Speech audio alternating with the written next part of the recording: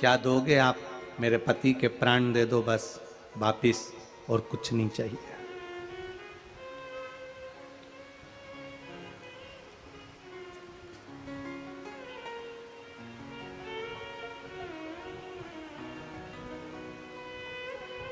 But Savitri की अमावस्या के दिन किसी एक माता ने सीहोर आश्रम पर एक मैसेज भेजा, और उस मैसेज में लिखकर भेजा कि गुरुजी से पूछना, हम भी तो पति की इतना मानते हैं, पति का सम्मान करते हैं, पति को आदर देते हैं, तो हम भी सावित्री की गिनती में आते कि नहीं आते?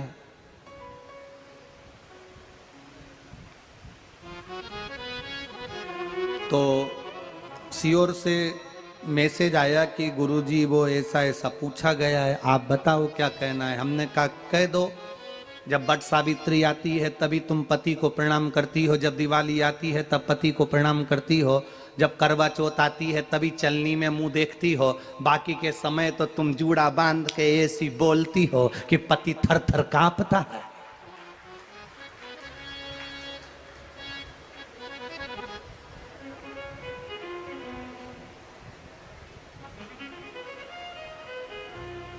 केवल एक करवा चौथ का दिन ऐसा होता है कि चलनी में पति का मुंह देखती हो।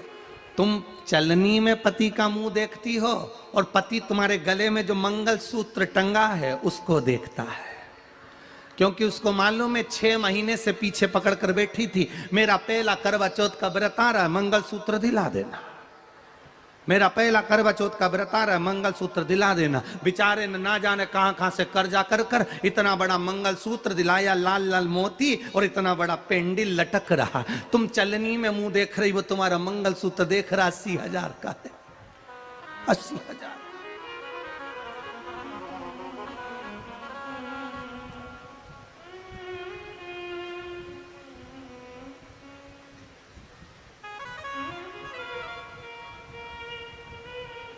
सोलह श्रृंगार में नारी के हाथ की चूड़ी का कलर अलग हो सकता है, चूड़ी की डिजाइन अलग हो सकती है, चूड़ी अलग हो सकती है, चूड़ी महंगी सस्ती हो सकती है, मंगलसूत्र की कीमत ऊंची नीची हो सकती है, पांव की बिछुड़ी की कीमत ऊंची नीची हो सकती है, कान के कुंडल की कीमत ऊंची नीची हो सकती है। तुम्हारे शरीर पर जितने जितने 16 श्रृंगार हैं उसकी कीमत ऊंची नीची हो सकती है। केवल मंगलसूत्र की डिजाइन बदल सकती है, नाक की लौंग की डिजाइन बदल सकती है, कान के बुंदे की डिजाइन बदल सकती है, हाथ की चूड़ी की डिजाइन बदल सकती है, पांव की पायल की डिजाइन बदल सकती है।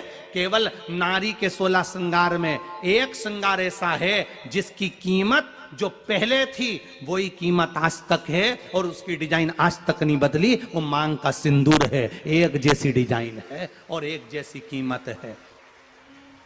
सारे श्रृंगार की कीमत अलग अलग है। तुम्हारे हाथ की चूड़ी की कीमत अलग होगी, पड़ोसन के हाथ की चूड़ी की कीमत अलग होगी, किसी के साड़ी की कीमत अलग होगी, किसी के जूड़े की कीमत अलग होगी, गजरे की कीमत अलग होगी, गजरे की कीमत अलग होगी, पायल बिछुड़ी की कीमत अलग होगी, पर मांग में जो सिंदूर डाला जाता है वो एक कीमत का होता है, एक डिजाइन का होता है और एक जैसा होता है, और वो सबसे भारी होता है। सावित्री यमराज से कह रही है मेरे पति को छोड़ दो। यमराज कह रहा है सावित्री तेरा पति मर चुका है, मांग के सिंदूर को पोंछ दे। सावित्री कहती है पूरा श्रृंगार उतार दूंगी पर मांग का सिंदूर नहीं पूछने दूंगी। तब यमराज ने कहा जब तक तू मेरे मांग का अपनी मांग का सिंदूर नहीं उतारती तब तक तू मेरे पास नहीं आ सकती। भगवान यमराज से सावित्री ने कह दिया मैं भी तुझे वचन देती हूं यमराज, मेरी मांग में जब तक सिंदूर है, जैसे सीता ने लाइन लक्ष्मण जी ने लाइन खींच दी थी और सीता पार नहीं जा सकती थी, मैं भी तुझे वचन देती हूं जब तक नारी की मांग में सिंदूर है तब तक तू उसके पति को उसके सामने लेकर नहीं जा सकता, यह भी मैं तुझे कह देती हूं। यमराज भैंसे पर सवार होकर सत्यवान को लेकर जा रहा था, सावित्री से वचन पर वचन चल रहे थे। यमराज यमलोक में प्रवेश करने लगा, मांग के सिंदूर में से थोड़ा सा सिंदूर सावित्री ने केवल हाथ में लेकर अपनी बिंदी पर जो लगाया, सत्यवान को लेकर यमराज अंदर नहीं जा पाया, बाहर खड़े होकर कहता है मांग ले। एक वचन नहीं, तू बोले तो मैं 2 वचन दे देता हूं। तू बोले तो मैं 3 वचन दे देता हूं, तू मांग क्या चाहिए। तब सावित्री ने कहा देना चाहते हो? हाँ। अब यमराज को लगा कि लालच में पड़ गई सावित्री। तब कहा पहला वचन दीजिए, मेरे अंधे सास ससुर के नेत्र वापिस आ जाएं। यमराज ने कहा तथास्तु। दूसरा वचन दीजिए, मेरे सास ससुर अपने पोता पोती का मुख देखें। यमराज ने कह दिया तथास्तु।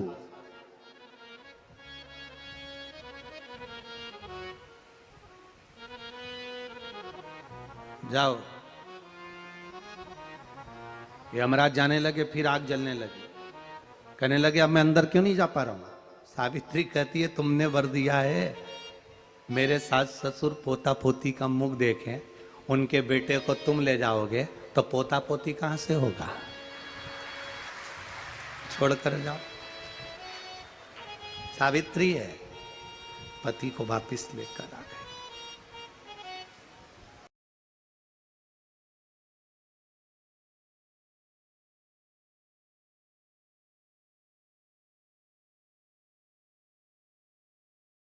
नीचे जल चढ़ाने के महत्व को,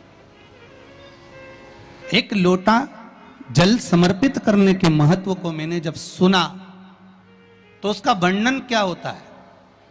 मैं तो जाकर कथा में बैठा था, केवल देख रहा था कि कितने लोग आए हैं, कितना आनंद समाया है, क्या क्या हो रहा है, क्या क्रम हो रहा है, क्या क्या किया जा रहा है।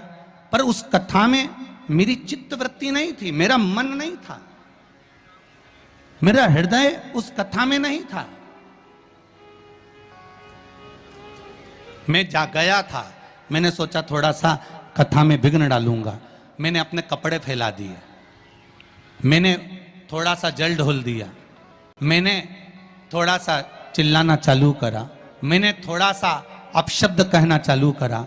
जो नजदीक में बैठे थे उनके सामान को मैंने छुपा लिया, उनकी वस्तु को मैंने पीछे रख लिया। तो यहां रोचन कह रहे हैं कि मेरी जो सर्प योनि हुई है वो सर्प योनि पाने का केवल एक कारण है कि मैंने उस कथा में केवल विघ्न उत्पन्न करा, और कि कथा में जितनी देर हम बैठे हैं इसमें कोई विघ्न ना आए।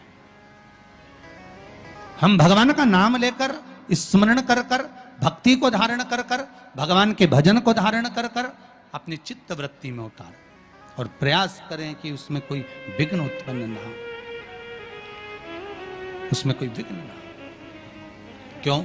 उसका कारण होता है कि उस विघ्न को हम अगर डालते हैं तो हमको ही भोगना पड़ता है। तो यहां कर रहे हैं कि मैंने विघ्न डाला और उसका कारण यह हुआ कि मुझे सर्प की योनि मिल गई। पर एक दिन मैंने उस जयंत ब्राह्मण के मुख से श्रवण कर लिया था कि बैसाख महीने में अगर शिवरात्रि पड़े और उस शिवरात्रि पर एक कलश का पात्र, लोटा तांबे का या मिट्टी में रखा हुआ जल पात्र में लेकर एक बेलपत्र का छोटा सा भाग उसमें छुआया हुआ, और फिर निवेदन कर रहा हूं अगर बेलपत्र उस दिन नहीं मिले तो पात्र लेकर चले जाना मंदिर में। मंदिर में शंकर जी पे तो बेलपत्र चढ़ी होगी ना, अरे बोलो तो जरा, चढ़ी होगी ना। उसी बेलपत्र को धोकर फिर जल के पात्र में उसको, फिर शंकर भगवान को भाव से, दिल से जो चाहते हो, धन वैभव संपदा सत्ता या रोग से मुक्ति, चाहे उदर से जुड़ी हो। हाँ, एक चीज का ध्यान करना, अगर संपदा के लिए, विवाह के लिए या विद्या के लिए या अन्य चीजों के लिए आप शिव जी को जल चढ़ा रहे हो तो उसके जल को उठाकर नहीं लाना है। और अगर रोग के लिए जल चढ़ा रहे हो कि मुझे ये तकलीफ है, घर में ये बीमारी चल रही है या रोग चल रहा है या किडनी का या लीवर का या कैंसर का या ब्लड प्रेशर का, तो जो जल तुमने समर्पित करा उसको लेकर आकर आचमन भी करना।